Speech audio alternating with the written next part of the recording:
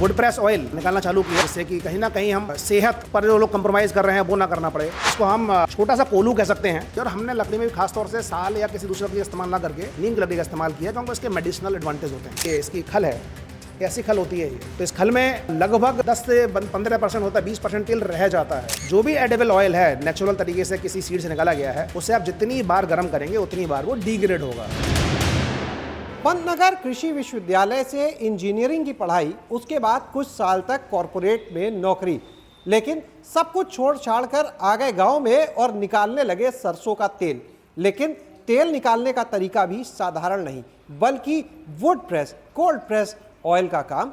तो चलिए आपको मिलवाते हैं बरेली के पुरनापुर गांव के किसान या कहें एग्रीप्रेन्योर महेश गुप्ता से, जो इस समय हमारे साथ मौजूद हैं। उनकी मिल पे हम पहुंचे हुए हैं और आज आप काफ़ी खास चीज़ें देखने वाले हैं सरसों के तेल से जुड़ी हुई। पंतनगर वो तो कृषि विश्वविद्यालय ही है, तो खेती तो तभी से देख ली होगी। बहुत इंटरेस्टिंग बात चीज़ है। मैं बेसिकली कृषि का छात्र नहीं रहा। मैं इंजीनियरिंग करी थी इलेक्ट्रिकल से, वो भी मैंने 1994 पास आउट हूँ। हाँ, बचपन में गांव में दादा, उनके पेरेंट्स, पूर्वज हमारे सब कृषि किया करते थे। लगभग 100 बीघे ज़मीन थी यहीं पर पास में। और इनफैक्ट पैदाइश से लेकर के और कॉलेज आने तक कृषि ही देखी थी। तो मन में आया क्यों ना कि ऐसा कुछ किया जाए कि फार्मिंग की जाए। तो हमने नेचुरल फार्मिंग करनी चालू की और एक वुड प्रेस ऑयल निकालना चालू किया, जिससे कि कहीं ना कहीं हम सेहत पर जो लोग कंप्रोमाइज़ कर रहे हैं वो ना करना पड़े। तो इस तरह से कहीं ना कहीं हम समाज में अपना योगदान दे पाएंगे। दिखाएंगे आप अपना सेटअप, क्या खास है इस तेल मिल में आपके यहाँ की? जी हाँ, बिल्कुल, मुझे बड़ा खुशी होगी। इसको हम छोटा सा कोलू कह सकते हैं। पुराने ज़माने में कोलू होता था, उसमें बैल का इस्तेमाल होता था और बैलों की आँखों पट्टी बांधकर, क्योंकि जो उसका एरोमा होता है उसकी वजह से उसकी आंखों में तकलीफ होती है, इरिटेटिंग होता है। तो उसको कपड़ा बांध करके बैल गोल गोल घूमते रहते थे और एक जो मोटर पार्ट था वो घूमता रहता था और बहुत ही स्लो प्रोसेस से तेल बाहर आता था। यहाँ पर बैल को सिर्फ मोटर ने रिप्लेस कर दिया है, बाकी चीज़ें वही हैं। आप देखेंगे यहाँ पर ये जो पेस्टल, मतलब जिसको मूसल कह सकते हैं, ये लकड़ी की का बना हुआ है। उसके नीचे का पार्ट अंदर जो है ये फूड ग्रेड स्टील से बना हुआ है। ये सिर्फ हॉपर है, ये कंटेन करता है, सिर्फ ऑयल एक्सट्रैक्शन यहाँ से नहीं होता। पर जो मूसल जहाँ पर कंप्रेस करता है सीड को, वो पार्ट भी लकड़ी का बना हुआ है, वो भी नीम की लकड़ी का बना हुआ है। नीम की लकड़ी इसलिए है क्योंकि आमतौर पर ये आपको वुड प्रेस ऑयल की मशीनें कोयम्बटूर में, महाराष्ट्र में, राजस्थान में कुछ जगह मिलेंगी। 90% से ज़्यादा केसेस में आपको ये पेस्टल लकड़ी का नहीं मिलेगा, स्टील का ही मिलेगा। तो जो पर्पज़ है वुड प्रेस का वो खत्म हो जाता है। इस तरह की देखने में मशीन होगी, पर बहुत कम लोगों ने यहाँ पर लकड़ी का इस्तेमाल किया। और हमने लकड़ी में भी खास तौर से साल या किसी दूसरे लकड़ी का इस्तेमाल ना करके नीम की लकड़ी का इस्तेमाल किया, क्योंकि उसके मेडिसिनल एडवांटेज होते हैं। तो मकसद ये था सिर्फ कि लोग कहीं ना कहीं सेहत से कंप्रोमाइज़ उनका ना करना पड़े। और आप देख रहे हैं ये इसकी खल है, ऐसी खल होती है ये। तो इस खल में लगभग 10 से 15% होता है, 20% तेल रह जाता है। और इसको फिर हमारे यहाँ के जो एक्सपीलर वाले हैं वो ले जाते हैं खरीद के यहाँ से। इसमें फिर तेल निकालते हैं और उसके बाद केमिकल डाल के तेल निकालते हैं। उस तेल को मार्केट में बेचते हैं। लोग ये महसूस करते हैं एक्सपीलर का तेल है तो हम तो बहुत अच्छा खा रहे हैं, पर वो शायद सच्चाई नहीं भी हो सकती है। यानी जिस खल को आप बिल्कुल छोड़ देते हैं कि अब तेल नहीं लेना है, उससे भी लोग तेल निकालते हैं। हाँ, मतलब मोटा मोटा इसमें से मान लो हमने 20% के आसपास तेल निकाला, क्योंकि हम इसको बहुत ज़्यादा कंप्रेस नहीं कर रहे। कंप्रेस करेंगे तो आप फ्रिक्शन ज़्यादा क्रिएट होगा। जो भी एडिबल ऑयल है नेचुरल तरीके से किसी सीड से निकाला गया है, उसे आप जितनी बार गर्म करेंगे उतनी बार वो डिग्रेड होगा। तो यहाँ पर ये जो आपकी मशीन है, हम देख रहे हैं 3 अलग अलग साइज दिख रहे हैं। जी हाँ, जी हाँ। तो यहाँ पर क्या है, जैसे ये सिर्फ कैपेसिटी का फ़र्क है। ये 3 HP की मशीन है, उधर आप देख रहे हैं उसकी 5 HP की मशीन है।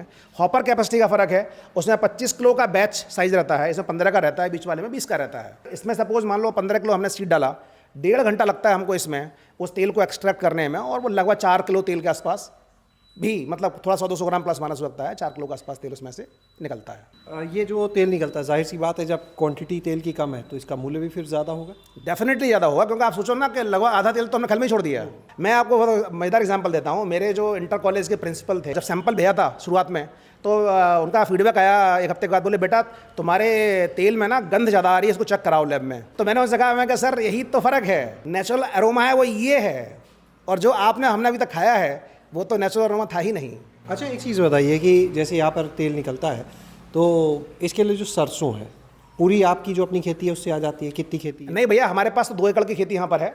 और उसके बाद सर की हेल्प से हमने लगभग 15-20 किसानों से संपर्क किया और वहाँ पर जो अच्छी क्वालिटी की मस्टर्ड है, लगभग मान के चलिए 30-40-50 एकड़ के आसपास मस्टर्ड को हमने प्रोक्योर किया, उनको मंडी रेट से 100-200 रुपये ऊपर। तो जैसे हम धीरे धीरे हमारी डिमांड बढ़ती जा रही है, क्योंकि हमने प्रोडक्ट की क्वालिटी पर फोकस किया है, हमारी डिमांड बहुत तेज़ी से बढ़ रही है। हम जैसे डायरेक्ट हमारे पास वेबसाइट के थ्रू डायरेक्ट फ़ोन नंबर पर हमारे पास ऑर्डर्स आते हैं, उनको हम डिलीवरी से भेजते हैं। इसके अलावा हमने डिस्ट्रीब्यूटर्स बनाए हैं महाराष्ट्र में, राजस्थान में और दिल्ली NCR में और यूपी में। इतनी जगह हमारा सामान जो है डिस्ट्रीब्यूटर के थ्रू जा रहा है। क्या रेट रहता है इस तेल का? सामान्य तेल जब मार्केट में आप जाएंगे तो ब्रांडेड तेल 200 रुपये लीटर होता है, पर हमारा लगभग 500 रुपये लीटर से कम नहीं मिलेगा। आगे की क्या तैयारी? आगे की तैयारी सर ये है कि हमारे से डिमांड बढ़ रही है, तो हमारा सबसे बड़ा चैलेंज ये है कि हमने ऑयल के एक्सट्रैक्शन पर तो काम कर लिया है, लकड़ी की मूसल लगा दिया, बॉटल लगभग 20 रुपये 18 से 20 रुपये की आती है पैट बॉटल, जिसमें कंटामिनेशन नहीं होता, आप 6 महीने तेल रखेंगे माइक्रो प्लास्टिक ना के बराबर घुलेगी। तो अब आगे ये कि जैसे हमको डिमांड बढ़ रही है तो वैसे से हमको सीड की क्वालिटी पर काम करना पड़ेगा। उसके लिए हम कृषि विभाग से हमारी बात हुई है और हम इस साल कमिंग ईयर में एक FPO बनाने जा रहे हैं, जिसमें करीब 500 से 1000 किसानों को जोड़ेंगे। उसमें वो स्टेक होल्डर बनेंगे हमारे साथ।